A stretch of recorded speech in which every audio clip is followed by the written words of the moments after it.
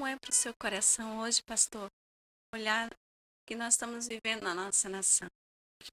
Entendemos que qual o caminho certo? A gente nem vai falar de voto, que a gente nem precisaria nem escolher, a gente sabe o que é certo, né, pastor? Mas para o pastor hoje olhar e ver esses homens gemendo por um homem,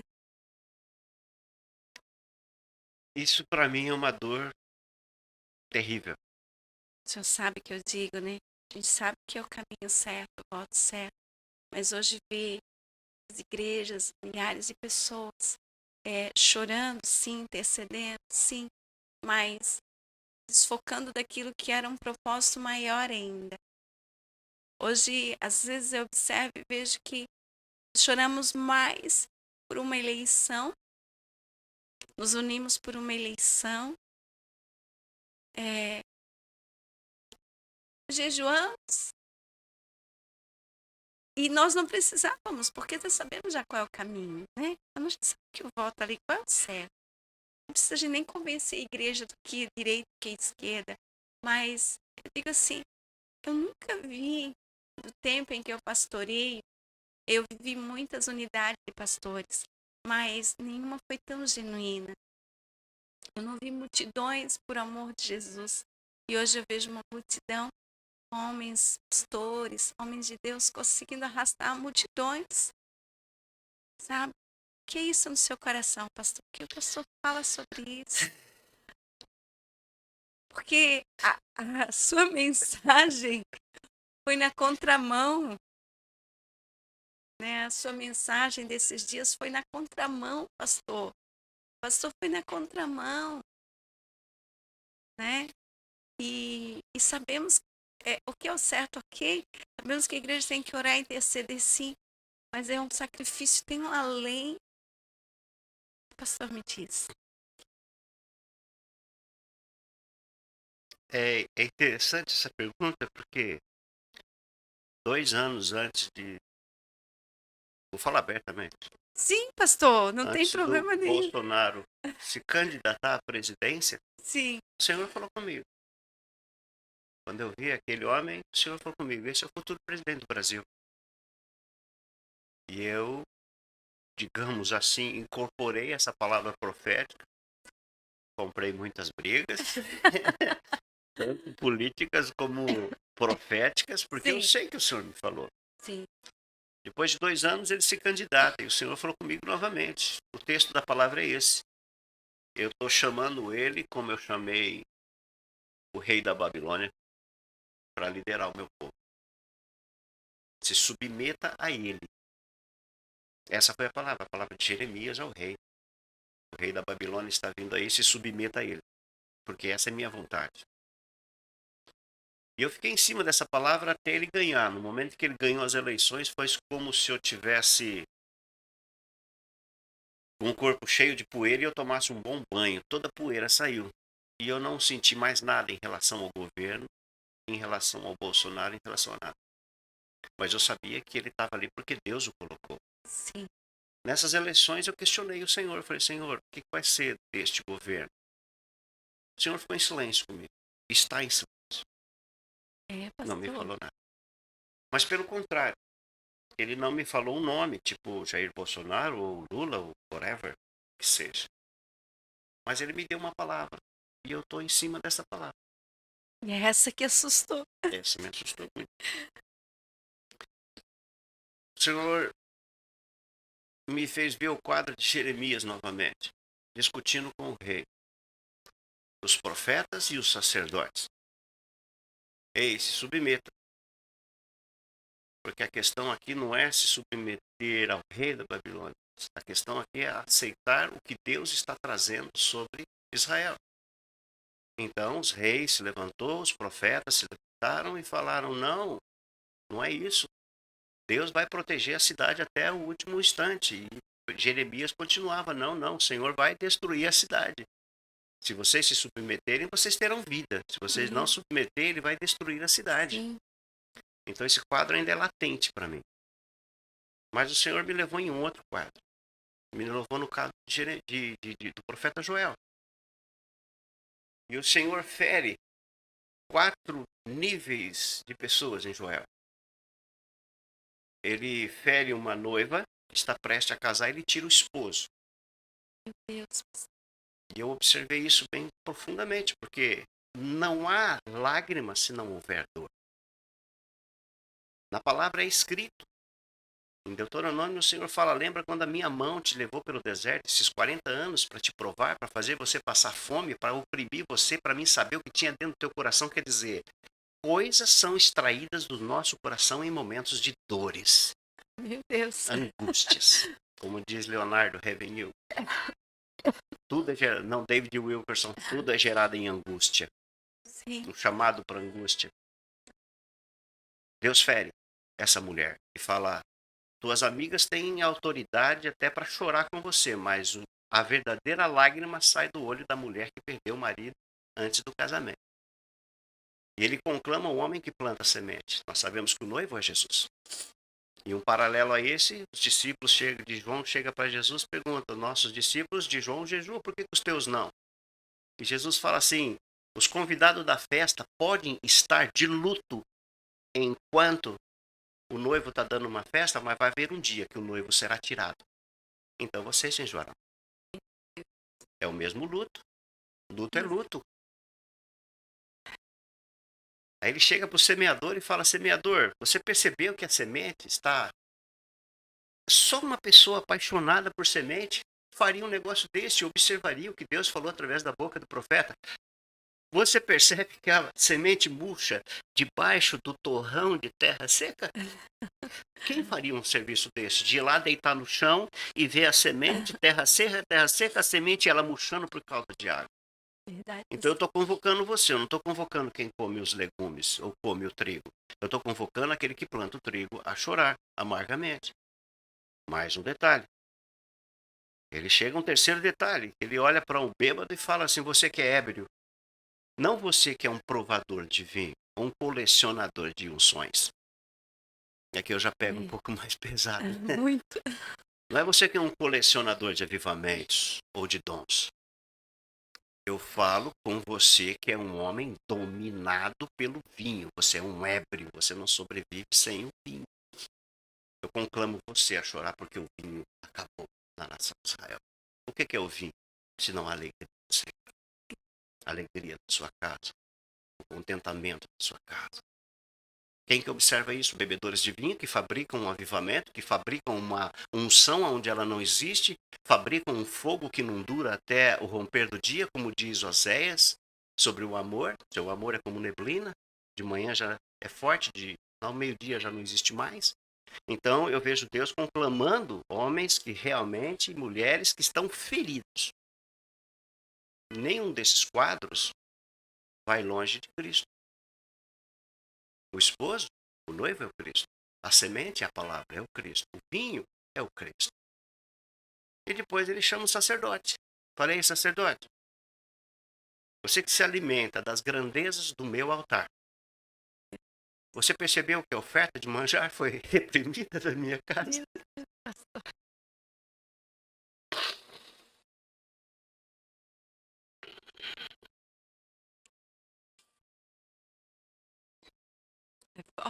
Você percebeu que as belezas do homem Deus parou de ser dita dentro do templo? As belezas da humanidade do homem Deus, que significa as ofertas de manjar, falava sobre a, a, a formosura do homem Deus, a formosura dos seus atos, dos atos de um homem Deus saindo de dentro de uma cidade. Ele não precisava fazer aquilo, mas quando ele viu uma viúva com seu único filho morto, ele se moveu de íntima compaixão, foi lá e ressuscitou o filho daquela mulher, porque ninguém pediu. Ele se moveu de íntima compaixão, porque ele sabia o que seria daquela viúva a partir daquele dia. Sentada na porta da cidade com uma caneca pedindo esmola. Essa é a oferta dos manjados. Então ele olha para o sacerdote: sacerdote, eu não estou interessado se tem boi sendo morto, se tem mantimentos sendo entregue, ofertas, dízimos sendo entregue. Eu estou interessado se a figura do homem Deus, você percebeu que a figura do sacrifício agradável já não é mais presente nas vossas reuniões solenes. E eu estou falando sobre a palavra que o Senhor me deu sobre as eleições, sobre o momento que nós estamos vivendo agora. Que Aí, forte. é esse sacerdote, depois que ele vê a dor do coração do sacerdote, então ele chama para clamar. Então agora chama para mim uma reunião solene, porque você tem dor e você não vai falar de boca para fora, você vai falar porque eu te feri. É como Jacó, depois que ele lutou com um anjo, Deus mudou o nome. Então agora você pode se Sim. mudar o teu nome, porque agora você manca. Você acha que Deus colocaria homens em lugares de profunda intercessão se não tivessem feridos mesmo, não por A ou B, mas pela ausência do Cristo dentro da casa do Cristo? E o que eu vejo hoje, eu vou falar abertamente, o que eu vejo Sim. hoje é uma igreja chorando por um, um candidato, mas eu não vejo uma igreja chorando em jejuns e orações de 30, 40 dias, ou um dia sequer, pela casa de Deus. Porque o problema não é o nosso governo pode ser o governo que tiver, a igreja crescerá, se ela estiver alinhada no verdadeiro governo que se chama Jesus Cristo. A igreja já tem um defensor, né, pastor? Sim. E nós vemos bem o estrago feito em Constantinopla, né? Conclama, sacerdote, já que você está em dor, conclama uma reunião solene. Tire o casal que está em lua de mel, que é de direito deles estar naquele lugar. O que você vai fazer para convencer um casal em lua de mel a largar a lua de mel e vir para uma reunião de oração? É difícil, pastor. Como que você convence uma criança que mama em sua mãe ainda a largar aquele seio fértil, cheio de leite, para estar entre o pórtico e o altar, junto com o sacerdote clamando, a não ser que tenha sido ferido? Sim. E Deus fala, você fez tudo certo, sacerdote. Eu tenho homens de dores chorando, eu tenho mulheres de dores chorando, eu tenho agricultores chorando, eu tenho homens ébrios chorando. Homens tão ébrios que percorreria numa noite de tempestade, do outro lado da cidade, ele vai lá comprar uma garrafa de vinho. Esse é o poder da embriaguez. Sim. E Jeremias fala sobre isso. Jeremias fala assim, Jeremias 23, se eu não me engano, 9, diz assim: eu sou um homem dominado. Eu sou como um homem ébrio. Assim, sou como um homem dominado pela palavra do Senhor. Como um ébrio dominado pelo vinho, eu sou dominado pela palavra do Senhor. Ele coloca o domínio de Jesus Cristo sobre ele como um homem que é dependente dele. E o meu coração está partido pelos profetas. E depois do sacerdote ter feito tudo certo, Deus fala para ele, ok, você chora entre o pórtico e o altar, congregue os que choram com você, só que eu vou deixar, talvez eu deixe um presente para você nessa saída. Talvez.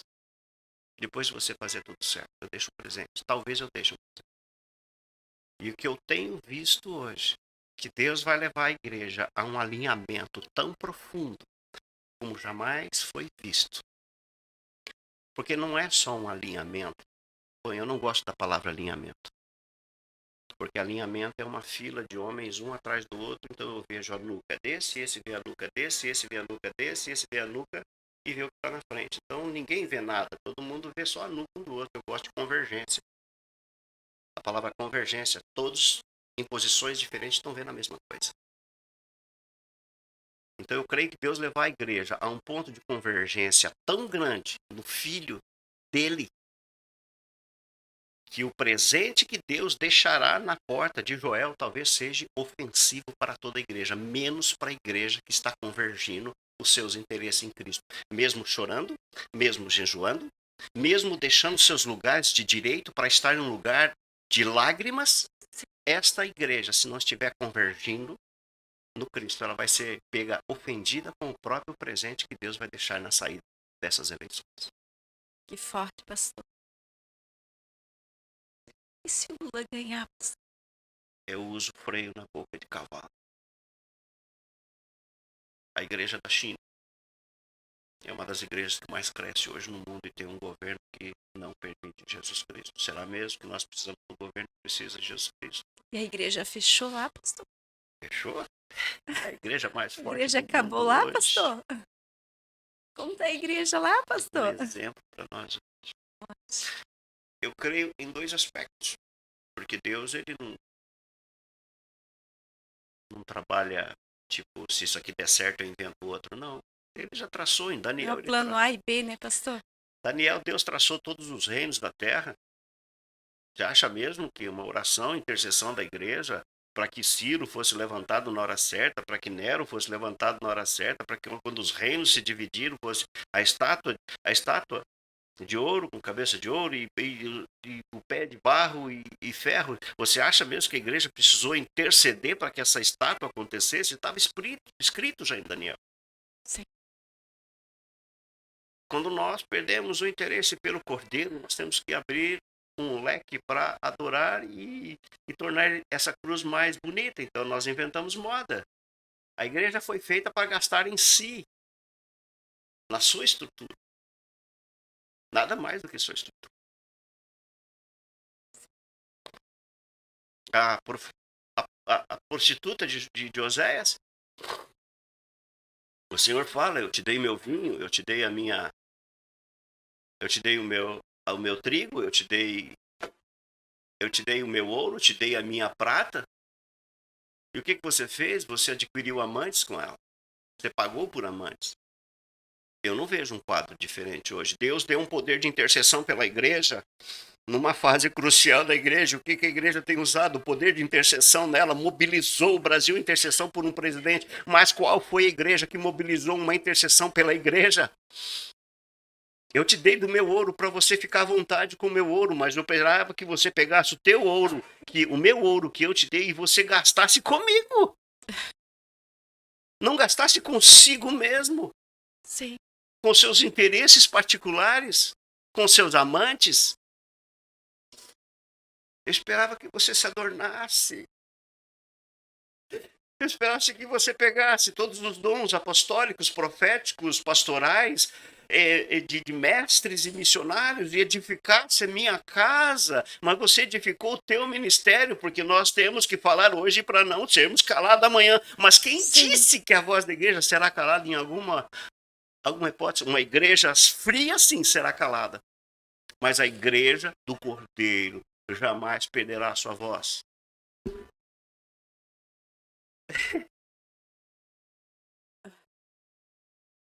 É muito forte isso, pastor.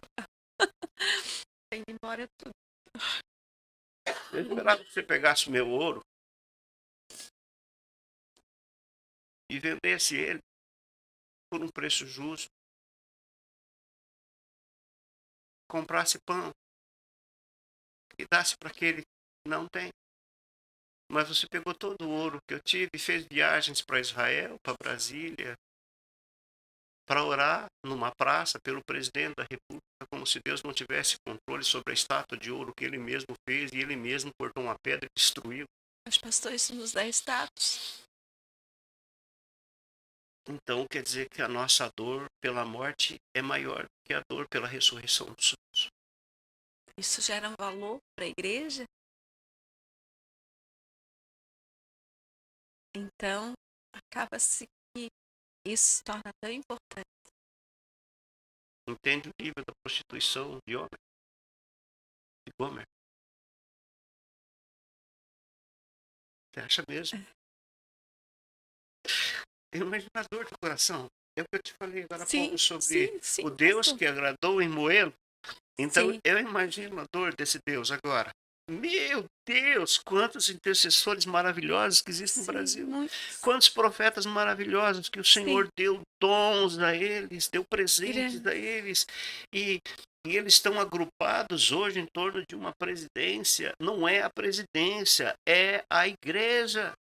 É o noivo que foi tirado, não é o presidente que foi tirado, é a semente que murchou, não é o agro. E 4 anos passa, pastor. Começa tudo de novo. E daí a igreja fica acomodada no seu conforto. Se o presidente Bolsonaro ganhar, é como você disse. Não é pela pessoa, é pelos princípios. Sim. Pelos princípios eu também concordo. Sim. Se o Bolsonaro ganhar, cadê essa igreja que vai orar 40 dias? Nunca mais ela vai orar, até numa hipótese de novo, se 4 anos. vier um outro. 4 anos. É o que a senhora disse. 4 anos. 4 anos. Então, daqui 4 anos, todo esse espírito profético, como diz o Gregório McKennutt, se reunirá de novo? Daqui 4 anos.